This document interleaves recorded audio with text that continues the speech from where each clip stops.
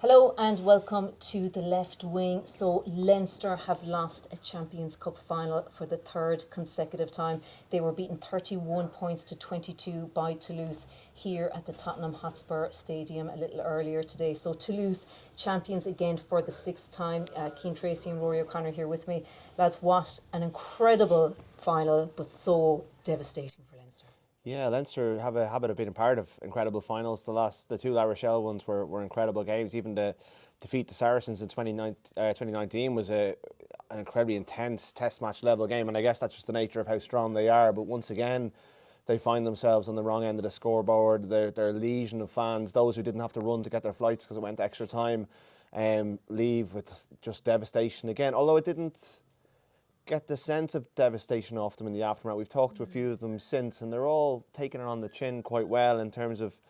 I was expecting them to be more crushed by it in some ways, and you wonder how, and we'll get to it, I'm sure, how they'll bounce back from it, how they get back to the top of the mountain again for next year, and obviously they'll have a few good signings at that point, but there was a bit of a resilient tone to the way they were speaking afterwards, a determination that this isn't going to define them, but right now it does, because they keep losing finals, and the flaws that were in their game all season were there again today, and the strengths almost got them over the line. The Nienaber influence almost got them over the line. They had a drop goal to win it with, 90 seconds to go, and it looked for all the world when it left Kieran Forley's boot that was heading for the post, but it just tailed off left, and Toulouse came out and they won extra time. They dominated extra time, and even with 14 men for the last 10 minutes, Leinster just never went and grabbed it, and look, they'll have huge regrets about that. It's funny, like, I have to say I didn't get that sense from talking to James Ryan and Caelan Doris there in the press conference. I thought they looked like James Ryan. I thought was disappointed. Very good. I'm not saying they were flippant about it. I thought Caelan Doris looked absolutely crushed. I have to say, like, even the couple of questions that he gave, he's normally very articulate, and obviously, look, it's straight after a game, but he just looked absolutely devastated. And look, when you look at the age profile of this team, and like Rhoda's mentioned, the quality signings that they've come in, like Leinster are still going to be around. It's not like the end of an era or anything like that, but that won't come as any consolation, I think, to the players now. And look, we should give Toulouse a lot of credit. Their ninth final win in a row. They haven't lost since Munster beat them in 2008. It's part of their DNA. Once they get to the biggest stage, they know how to get the job done, which is exactly what Leinster are lacking. Now, obviously, they have a chance to go on and win the URC. They've never won the URC since the South Africa's big franchises came in. That becomes absolutely imperative now, because the idea of this Leinster squad, with the resources they have, the talent in their squad, the coaching staff that they have, bringing in Jacques Nienaber, the idea of them potentially going another season without a trophy is a major failure, you'd have to say, and that is the big challenge that's facing him now over the next couple of weeks. Yeah, and I started moving us on, so we should stay here in this moment and think about. They always talk about this fifth star on the jersey, and Toulouse have gone and got their sixth stars. But for this group of players, particularly like James Ryan, Andrew Porter, Tyke Furlong, who were there in 2019, they'll feel they should be on 7 stars. That they should all have contributed to 4 or 5. I mean, those who were there in Bilbao, this should be an era of unbelievable dominance for Leinster, because they've had their chances to win all of these finals. Even though Saracens were probably the better team in 2019, Leinster were winning 10-0 and made bad decisions when they were in the ascendancy. Both La Rochelle games, they were ahead and let them slip and let their grip on the title fade. And this was different. But if you'd said to Leinster coming to London this weekend that they'd limit Toulouse to 15 points in 80 minutes, they would have backed themselves to score more than 15 themselves, but they didn't. And all of the questions that we've had about them come back to the surface, and you throw the World Cup quarter, because it felt like a game equivalent quality to a World Cup quarter final in terms of its intensity and physicality. Sort of World Cup quarter final, the defeat against England. You can't discount the good days that these players have had and their resilience and their capacity to get to this stage. But when it matters most, and when they were 3 points down after 90 minutes, playing against 14 men when Richie Arnold got himself sent off, they were outscored 6-0. And that's not good. That's like, Caelan Doris himself gave away a penalty that he really should never have given away. He does have the odd moment at a ruck where he doesn't chase something, but really he would never should have gone for that ball. Ronan Kelleher gets himself kind of stuck in the maul and flips a ball out to Cian Eady, who's isolated, and Julian Marchand makes Toulouse the 17th turnover of the game. They were loose in possession. Their attack wasn't as clinical as it has been. Like, they've put 40 points in this team in Dublin the last 2 years. That's Now, been Toulouse have very been kind about it, really, isn't it? Their attack was poor. really poor. The Yeah. handling errors. It was one thing we spoke about yesterday about the attack, and They didn't look like they had rhythm in it. Like, guys were dropping simple passes. There was guys overrunning lines off each other. I can't remember. It seeing improved Leinster when make so Kieran many- Frawley came on It for did. Ross Byrne, It and did, I, yeah. It's not a coincidence. It's I not a wouldn't think. coincidence. I don't think Ross Byrne played particularly well. I don't know if he's going to be good enough to get Leinster over the line, it may seem harsh to put it all on him, and it's not all on him because other players made mistakes, but there were moments where his passing didn't go to hand, and he obviously got injured, and he wasn't on the pitch when it was in the balance, and he maybe would have backed himself to kick that drop goal. But I think that's an area they need to look at improving, and I thought Frawley was very good. Obviously Prendergast, we know there's interest from Connacht, but can they fast track him over the next couple of months so that he's in the mix next year? Is Harry Byrne the answer? We don't know. They're obviously not going to go external for that. But their attacking edge that they've had under they've obviously swapped Stuart Lancaster for Jacques Nienaber, and we saw their kick chase was excellent. Their scrum dominated Toulouse across, got 100 minutes of rugby. Their defence, their scramble, like the Gibson Park tackle on Dupont at the start, the Gibson Park tackle on John Cruz Madia about 70 odd minutes in, and then when they come back to the other side, Gibson Park, Larmour on Labelle in the corner. I mean, that was amazing. So like there are parts of their game that are so strong, but what was strong before, they seem to have diminished, and that's a real worry for them. You haven't touched on the breakdown there, Rod, which is another key area where South Jordan Africa Arnold, put a yeah, huge focus on it. They were dominated at the breakdown, and we touched on this in our video before the game, that Matthew Carley was going to have a big impact in this in terms of how he interpreted the breakdown. He laid down the law from as early as the 4th minute when he pinged Jamie Osborne. I thought it was very harsh, I have to say. He did the same to Paul Cost a little bit afterwards, so he was consistent. He set the rules of engagement, which we said he was going to do, but look, this isn't about blaming the referee, but I did think a few of the calls were very questionable. I'm still not sure why James Lowe's try was disallowed. Cullen didn't seem to know either. On commentary, it seemed to sound like the touch judge, Andrea Piardi, had spotted a knock on. I have to admit, I still haven't seen the knock on. Leo Cullen, to be fair, was never going to throw anyone under the bus, and he was asked about a couple of decisions, but I think his wry smile said it all. But look, I don't think this is a blame game in terms of the referee, but the issue for Leinster was they just never seemed to get to grips with what Carley wanted for them from the breakdown. And like Ireland, when you stop Leinster at source at the breakdown, nothing flows off the back of it. And Toulouse did an unbelievable job with the likes of Miafu flooding their way through. I thought Jack Willis was outstanding to make 31 tackles, I think, which was phenomenal. Dupont was okay as well, wasn't Dupont was. I was just waiting for the time till we get to him. I felt like we should almost dedicate a whole. Okay, before we get on to him, let's just hear from Leo Cullen, Caelan Doris, and I had a word as well with Jordan Larmour after tonight's game. I'm not sure to get away. Yeah, it's it was a very tight contest, wasn't it? So, I thought we had some really positive passages of play. It was probably just Toulouse. They scrambled well, come up with big moments defensively at different stages. I thought was probably the difference. But you wouldn't. The lads I thought were immense out there today in terms of just kept firing shots at Toulouse all the way through it, and just didn't quite get the rewards at different stages for lots of different reasons probably within the game. Recency bias is going to be at play a little bit, but it feels like the hurt is right up there in the change rooms. Devastated, like Leo mentioned. I think the fact that we believed and we were knocking on the door throughout the whole game, it hurts a lot. Well, Jordan, can you just sum up how you're feeling right now? Yeah, tough one to take. So it is. Probably discipline wasn't good enough. Ruck probably wasn't good enough. And we had a couple of chances we just didn't take. So fair play to Toulouse. They took their chances, slowed us down at the breakdown. They made it tough for us. So credit to them. But it's a pretty quiet and dark change room. But listen, it is what it is. Match next week now, which we just have to get back on the horse and focus on that. But obviously look back at this game and take all the learnings and see what we could have done better, where we need to get better, and then we'll just have to go again for next year. And the fact that you came back, levelled it, after normal time, Kieran Foley had that chance to win it with that drop goal. Did you feel you were in it then, that the momentum was with you? Yeah, I definitely think throughout the game we never gave up. The messages coming from the sideline and us is just keep going, lads. We're still in this. Don't be giving up, and kind of we were coming up with plans out there. We were all chatting out there.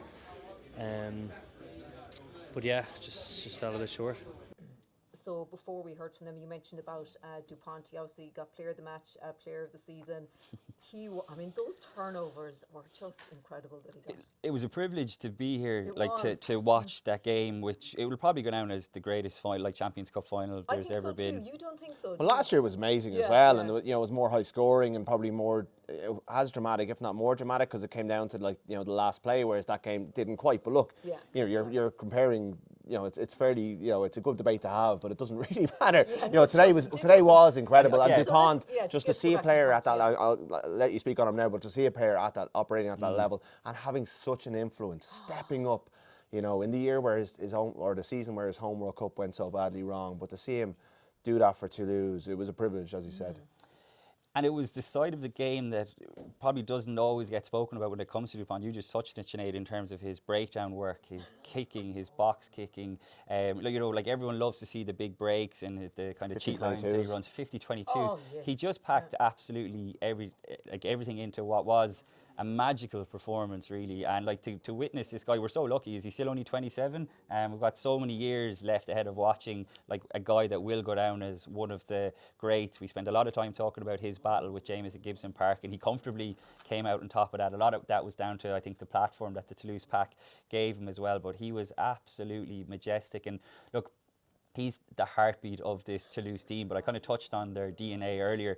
This was the third Champions Cup final to go to extra time, and Toulouse won both of them. Again, it's not a coincidence that they know how to get the job done, but it also helps when you've got a guy like Dupont. And I thought Ntamack was very good as well, I have to say. He really did put a lovely couple of kicks in behind the defence when it rushed up. Yeah, he did. I think the sevens has probably helped Dupont with that breakdown stuff, and the things that you're asked to do in sevens, and just playing in a different environment and changing the way, giving him a different picture and a different amount of space probably has helped him in his game to get even better. He plays like a back row at times. Yeah, doesn't he? he's awesome. so strong. He's and Gibson Park played very well in many facets of the game. I thought his box kicking was excellent. He didn't have any of the outstanding moments that we saw in the semi-final, and I believe he was absolutely powering ahead in that Player of the Year race coming into the final. So obviously there was a surge of bets, or not bets, but votes on Dupont today. I thought Ruma was brilliant. I thought Miafu for the 50 odd minutes that he was on the pitch was fantastic. Both hookers, they brought on Marchand for Miafu, Mivaka, and Marchand wins that turnover at a pivotal moment. And look, when it went past 80 minutes, we all questioned the French teams and whether they're fit enough. Well, Toulouse finished. We're a better team in the extra time, and Leinster never brought on Luke McGrath, which Gibson Park, that's kind of fair enough, but you're not getting as much from your bench because you're not, Toulouse kind of had a massively rejigged backline because they lost players to injury. Like Peter Aki went off pretty early, but they were resilient in the fact that they kind of rode out those moments, and they probably produced better big moments, or better in the big moments than Leinster did. They were smarter. I mean, I met Alan Quinlan afterwards, and the first thing he said is, why didn't Leinster take their penalties in the first half? Why didn't they build a score? At the time, I have to say, I wasn't questioning it too much, and it's after timing for me to go back and do it, but it's a pertinent point. In Marseille 2 years ago, they thought that they took their points and didn't go for the juggler. So even last week against Ulster, that was the big talking point of why they didn't take their penalty. It's clearly part part of their. They say they're an ambitious team. That's tactics, but I think there are times. Sometimes it's cup rugby, and again it goes down to Toulouse. And Blair Kinghorn kicked unbelievably well. He fully justified his selection. But then they brought Ramos on, and you were kind of thinking, surely Kinghorn will keep kicking because he kicked so well. But no, they have the bravery to give the kicking tee back to him. And I know he missed one, but he largely kicked really well. But you mentioned the bench road, and we touched on this in yesterday's podcast, that my fear was that Leinster were going to try and get every last ounce out of Andrew Porter, and to see Andrew Porter still on the pitch in extra time. Look, firstly, what a phenomenal athlete. There are not too many looseheads in the world who would be able to play that long. But unfortunately, highlights the lack of depth that Leinster have at loose head. And when you look at the quality of players at Toulouse and all the big teams are able to roll off, this is a problem. It's a problem for Irish rugby as well, for Ireland. I have to say I don't have a huge problem with it, because Porter was, and look, they have his GPS stats, and he was still delivering. He was dominant in the scrum. He was carrying really, really well. He was around the park. And for Leinster, there was no tomorrow. Like, what are they minding Andrew Porter for to take him off? Like, you know, if they won today, like, they put all their eggs in this basket. Obviously, they can still go and win the URC, but really they weren't thinking about Connacht next Friday or the URC knockouts. They were just, this is the game. And it's like Gibson Park. He's arguably the best loose head in the world, certainly around the park. And then in the scrum today, he was dominant of both Toulouse props. Really so well. I don't really have a problem with that. Yes, it would be nice to have another world-class loose head to bring on for him. And Cian Healy has been that player, and like he didn't let them down today necessarily. Cian Healy, like he was fine when he came on. But I don't think that was. Maybe it was an extra time when Toulouse went up a gear and Leinster weren't able to do so. I just think when you look at the impact that Josh van der Fleer, for example, made, like just that fresh legs and the impetus that you get off the bench, and like I'm not taking anything from Andrew Porter. I thought he was one of Leinster's best players. He was unbelievable in the scrum as well. But you just don't get that kind of fresh edge that other teams are getting. And you see it in other areas of the pitch. And look, we've been banging on about this for ages. This isn't a new thing, but I just thought the fact it went to extra time and he was still there, it was just quite jarring. I thought their calmness deserted him in extra time. You know, Lowe, look, it was there to be kind of. I can see why instinctively he knocks that ball on, that deliberate knock on, but he goes down to 14, and that just opened the door for Toulouse. And look, for all he gets himself, knocked down by Blair Kinghorn and stays down. I don't know how he really played on after that, but Toulouse knew they were up against 13 men, and they just went wide straight away, and they just were ruthless, and their execution was far better in that attack than anyone had been across the 80 minutes. You know, you had the Doris one I mentioned earlier, Kelleher's decision. Their decision, you know, Keenan carrying a Dupont ball out into touch. Their decision making, they looked a little bit frazzled as the finish line neared. Whereas in 80 minutes, they probably finished stronger and they were more composed and they built into the position. So, you know, it was almost, I don't know, were they tired? What happened? We can't explain it and they can't explain it. But, you know, when it came down to it, Toulouse made better decisions and were more ruthless. And then when they got a man sent off and Leinster went up and scored, they gave themselves the chance. 3 points down, 10 minutes to go against 14 men. To lose that 6-0, I know I've said it before, but that's where the first 20 minutes when they left all the points behind, that's a big focus, I think, of their review. And then what happened mentally in those 10 minutes? Why was it them who made the mistakes? Like they conceded 10 points in James Lowe's sin bin period, and I know could have been 13 as well. And I know Josh van der Fleer obviously scores the try, but that's the turning point of the game. Like you have to say, to score 10 points, and like Leinster showed like great character to stay in the fight at the end. And when Josh van der Fleer goes over for that try and Kieran Frawley converts it, like Mission Impossible was certainly back on, but just gifting Toulouse, like they'll have such serious regrets about it, from experienced players as well, who you would bank on being cool heads at that moment. But look, that's what pressure does to you, and that's what it does against really good teams. And right now, there's no one better than Toulouse. I'm just getting flashbacks to the moments within the game. so But I have about 16 pages of notes from it, because I was doing a slightly different piece today, and one of them was around on the yarrow mark. Leinster won a penalty, and they went to the corner, and it wasn't quite the corner; it was about 7 meters out. But I actually wrote down, "This is the moment." And Toulouse, and I think this was their chance to. Toulouse looked a little bit beaten at that point. Leinster were on top, but the maul was held up.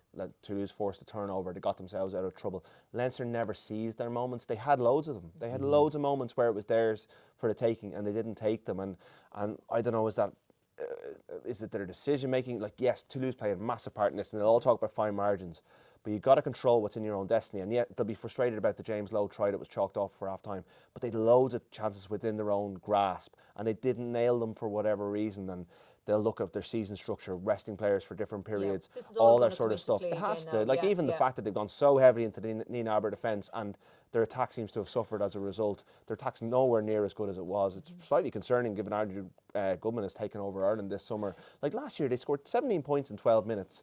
With unbelievable attack, you know, delivering accuracy in the first quarter of a final at home with all that pressure on. Where's that Leinster But is gone? it just that they're concentrating more on the defence? They and say that's just no. Yeah, but that has to be part of it. But I think a major element of how Leinster's attack has gone backwards, and I think like Leinster fans would agree by that assessment that it has gone backwards.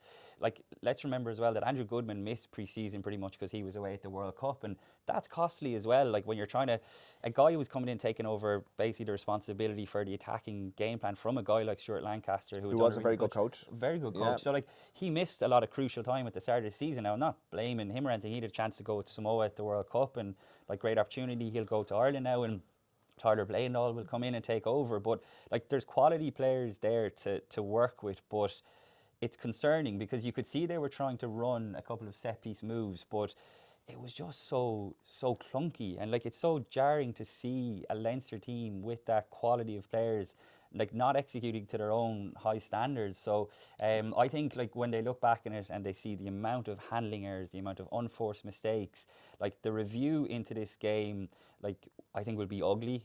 It will be really unpleasant for I think a couple of guys in particular, just in terms of simple basic mistakes that 9 times out of 10 they would never make. But again, that's what pressure does, and unfortunately for Leinster over the last few years, the pressure has gotten too much for them, and that's the reality of it. And look, they have the URC, and it's a different kind of scenario to last season where they had rested players for that Munster game. They're obviously going to go full noise for this now, but like 3 final defeats in a row, which we've discussed, I think the manner of this one, I think the scar tissue really threatens here to linger for Leinster. So like I said, if they did go another trophyless season, that's just not good enough for a team of this quality. What about the scar tissue of this one? Oh, like, I mean, they say what doesn't break you makes you stronger, but I mean, It like, hasn't made them if that stronger over doesn't, the last few years, though. well, I think this is strength in coming back, and I think that shouldn't Yeah, be it still didn't make the dismissed. yeah. But I mean, God, they must be close to being broken at this stage by the final experiences that they've had. I think the best thing they could do now is to actually play as strong a team as possible against Connacht on Friday and just go, as They've you no say, full choice, noise. like they- Absolutely, they need to win the URC. have to They need to court- prove. yeah. They need to win a URC against Munster in Thomond Park. At least they have something and, not like you last know, year go when to they go to Loftus if they have to go to Loftus. You know, do all the things that are on the rest of the schedule and prove to themselves, prove to everyone around them they can win big knockout games. And people will say, look, it's only the URC, but how do you learn to win? Only by winning. You got to win what's in front of you. Get a nice moment in a final that you can celebrate and look back on and have a decent reference point for next season, and then you worry about that when it comes. But right now, like, they've failed, and by their own standards, by their own expectations, by our expectations, by their budget, all that sort of stuff. Yes, look, Toulouse have spent a lot of money as well. They've a quality side. They're bulk suppliers to France. There's no shame in losing to them, but like, they have not been able to do what they set out to do each of the last 6 seasons, and they have underperformed as a franchise in that period. They should be winning, picking off at least 1 and 3 in this tournament, and they're not. And the fact that they beat La Rochelle twice this season and in a knockout game, like, that was the moment where you were kind of going, okay, Leinster, have got that monkey off their back. There's a trend there of that when they think they've got their bogey Absolutely, team, and then Toulouse's side of the draw was much more handy, you'd have to say, than Leinster's. Like, Leinster had to beat the back-to-back European champions. They beat Northampton, obviously, who were finished top of the Premiership, and obviously Toulouse are top of the top 14. So you were kind of wondering, would Toulouse be maybe a little bit undercooked just given the run that they had? But wow, it just goes back to the point I've made a couple of times. It's in their DNA. They know how to get the job done, and they were fully deserving of the win, you'd have to say. And they're very good. Yeah. Like, Yes. they were the better team today, I think, across the 100 minutes, and they turned up the heat when the heat needed to be turned up, and yes, Crawley could have nailed that drop goal, and we'd be having a very different conversation about their mental resilience and all that sort of stuff. too But early. He took it He too struck early. it so well, though. yeah, No, I think they should have waited. well, even I know there I was there would have shouting been at the time. There yeah. would have been time for Toulouse to go again. Now, look, you would have backed Leinster with a minute to go to see it out, but I wonder. I thought the second decision to go for a drop goal, even though it was a worse kick, was a great decision. I thought it was really good knowledge of what the situation was, because if they scored a try, they wouldn't have had time to get it back. The first one, I thought, well, look, The platform was there, and look, if they'd gone a couple of more phases and Toulouse had spoiled the ball, Yeah, we then you would would be then saying, why Yeah. because we And the said pi- this last That year. was What, last like, year. and the pitch is smaller. Like, I didn't realise, it was only Leo Cullen said it here. It's a 95-metre pitch, so all the kicks are a little bit easier. So he probably was closer to goal than we Okay, realised. yeah. I I mean, don't have he too would. many issues, I have to say, with that. I thought he struck it unbelievably well. Like, I mean, he was very unlucky, and like I said, Yeah. it's a real hindsight thing, because if Leinster hadn't had the chance to kick that, then we'd be saying, why didn't Frawley take time? Because the way they had set it up was actually really good because I didn't feel like it was that rushed, and that's why he got such a good connection. But look, these are the ifs and buts and maybes. It's just that are another gonna missed cause them. opportunity Exactly, because you know it's the difference between the trophy being up there when Leo Cullen walks in and a very different set of questions. And you know you can't fault Frawley for going for it, and he connected so well, and it just tails off. And it's not the reason they lost, but it's a pretty significant moment. And I know we're going now, but it's going to be very interesting, I think, for the URC run-in about what Leinster do at 10. Now, injuries could play a part in that, but like we touched on, I thought Frawley was excellent when he came on. And simple things like just attacking the ball with it, attacking the line with a bit of pace, asking questions of the Toulouse defence. But it also goes back to him not getting enough game time at 10 either. And there he was. And the reason he got game time at 10 today was because it was part of a 6-2 split. It still seems to me that Harry Byrne is ahead of Kieran Frawley in Leo Cullen's mind, but look, whether that we've been beating this drum on the left wing, and particularly Luke Fitzgerald has been for a long time. But look, we'll have to wait and see. But I think there's legitimate questions now about what Leinster do at 10 for the rest of the season if they want to win a trophy. So you think? I just thought Kieran Frawley made a big difference when he came on. Yeah. I thought he showed great composure. Like I said, he attacked the line. He asked different questions that Leinster hadn't been asking when Ross Byrne was on the pitch. And look, Ross Byrne hasn't been able to get the job done, and I agree with Rod, it sounds very harsh, but it's the reality of the situation. They have a guy there who is clearly making a difference when he came on, so why not give him a run? But I think unless Ross Byrne is injured, I would still fully expect him to be given a chance. And look, if he did lead Leinster to a URC and they go on an amazing run, then maybe the narrative shifts. But when it comes to the Champions Cup, his record isn't great, and that's in the finals anyway. Yeah, that's what I mean. Like his team. It's unfortunately but true. you're the 10. Like he knows that he knows that that's the responsibility of a 10. You know, in a team like this, in a squad like this, when you're following in the footsteps. And yes, it's harsh to compare him to Johnny Sexton, but that's the jersey he's taken over, and that's the mantle he's craved for a number of years. And if they win, he can rub it all in their faces. But unfortunately, they didn't get it done, and he wasn't on the pitch when it went awry. But he was part of a malfunctioning attack in the first half, and you know, he kicked a restart dead. It just wasn't a particularly good performance, and we shouldn't single him out. There was others who probably weren't at the levels that they could have been, particularly in that first 20 minutes when their attack was so clunky. They looked nervous. I like Jamie Osborne, I think, looked a bit spooked on the big stage as well. I think he recovered well, but he did. I thought Gary Ringrose was a huge loss, though. Anyway, what a player like Finniss in there. But again, look, these are all the ifs and buts. But just to reiterate, I don't think anyone is for a second is pinning this on Ross Byrne. But like you said, Rod, when the attack doesn't fire, it's ultimately going to come down to the 10. And the point is, Leinster had enough territory, enough possession, and put themselves in enough good positions, but they just to win the game 5 times over. Like, you know, I think you put Leinster a team of last year and give them those kind of stats, they probably take those chances. And look, Toulouse have improved. Toulouse are really good. They've discovered a couple of real gems, and they look like they've got an incredible mentality now as well. And I think we should probably give them the final word. Dupont's career just keeps on giving, and being here to see him was, as Cian said, it was just a special thing to witness in the flesh. He is a special player. He's going to do special things in Paris this summer, and he is the best player in the world, and he gave a performance befitting. He stepped up when his team needed him, and that was so superb. He sat right in front of us here yesterday in the press conference room, and every time he was asked a question, he just has this like steely gaze. It's almost like robotic, but you just knew that he was going to step up and perform, didn't you? Like that's what the big players do, and like I said, he's the heartbeat of this team, and yeah, what a player, what a performance. Yeah, what a day, lads. I know, commiserations to Leinster, but that was... And commiserations to everyone who missed their flight home as well. Yeah. I know, absolutely. Right, that is it from us. Will and Luke will be back next week to look back at this in more detail again, but that's it for now. Thanks for listening.